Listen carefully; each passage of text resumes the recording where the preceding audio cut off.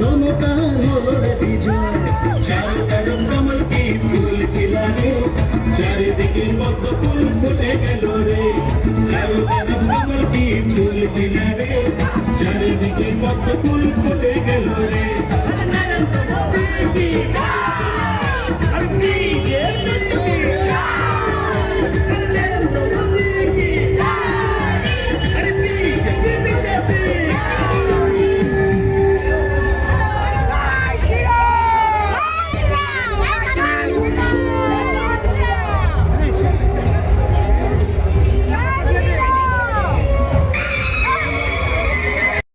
আজকে জয় নিয়ে কি বলবেন?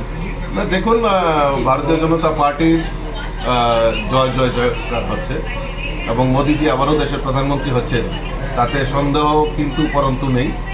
আমরা যে লক্ষ্যমাত্রা রেখে আমরা আমাদের ভারতীয় জনতা পার্টির আমাদের যিনি নেতা, আমাদের দেশের যশস্বী প্রধানমন্ত্রী নরেন্দ্র মোদীজি যে আহ্বান করেছিলেন, মানুষ, সারা ভারতবর্ষের মানুষ মোদিজির গ্যারান্টির উপর ভরসা করে আজকে যে রেজাল্ট আমরা দেখতে পাচ্ছি, আবারও দেশের প্রধানমন্ত্রী হ্যাট্রিকের দিকে আমরা এগিয়ে যাচ্ছি। তো আমি আপনাদের মাধ্যমে সমস্ত দেশবাসীকে আন্তরিকভাবে অভিনন্দন এবং শুভেচ্ছা জানাচ্ছি। ত্রিপুরার জয় কতটুকু? নিশ্চয়ই ত্রিপুরাতে আমাদের পূর্ব এবং পশ্চিম আসনে দুটি আসনে ভারতীয় জনতা পার্টি জয় জয়কার হবে, সেটা নিশ্চিত। আমরা এর আগেও বলেছি, আমাদের লক্ষ্য হলো কত ভোটে আমরা জিততে পারবো, মার্জিন কত থাকবে, বিরোধীদের জামানত বাজেয়াপ্ত করা। কারণ জানেন, ইতিমধ্যে আমাদের অ্যালায়েন্স ছিল আইপিএফটির সঙ্গে। লোকসভা নির্বাচনের আগে তীব্রামথা, যেটা আঞ্চলিক দল, বিরোধী দল ছিল, সেটাও ভারতীয় জনতা পার্টিতে সামিল হয়েছেন। এর মানে আমাদের শক্তি আরও বৃদ্ধি হয়েছে।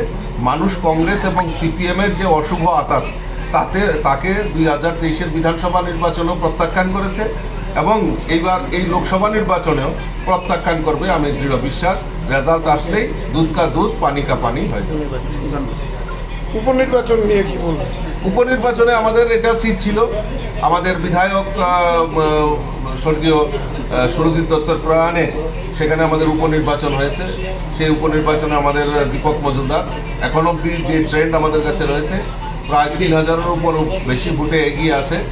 আমি আশা করি সেখানেও আমাদের জয় নিশ্চিত হয়ে গেছে।